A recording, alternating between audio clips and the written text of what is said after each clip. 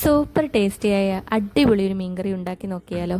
ആദ്യം തന്നെ ചൂടായ ചട്ടിയിലേക്ക് വെളിച്ചെണ്ണ ഒഴിച്ച ശേഷം 1/4 സ്പൂൺ ഉലുവ ഇട്ട് പൊട്ടിച്ചു കൊടുക്കുക. അതിലേക്ക് ചെറുതായി അരിഞ്ഞു വെച്ചിരിക്കുന്ന ഇഞ്ചി, ചതച്ച വെളുത്തുള്ളി, അരമുറി സവാള അരിഞ്ഞത്, ചെറിയുള്ളി ചെറുതായി അരിഞ്ഞത് എന്നിവ ഇട്ട ശേഷം ഉപ്പിട്ട് വാട്ടുക. നല്ലതുപോലെ വഴറ്റിയ ശേഷം 4 മുളക്, കറിവേപ്പില എന്നിവ ഇട്ട് കൊടുക്കുക. ഇതിലേക്ക് 1/4 സ്പൂൺ മഞ്ഞളിൻ്റെ പൊടി, 1/2 സ്പൂൺ മല്ലിൻ്റെ പൊടി, 2 സ്പൂൺ മുളകിൻ്റെ പൊടി എന്നിവ ചേർത്ത ശേഷം മിക്സ് ചെയ്ത് കൊടുക്കുക.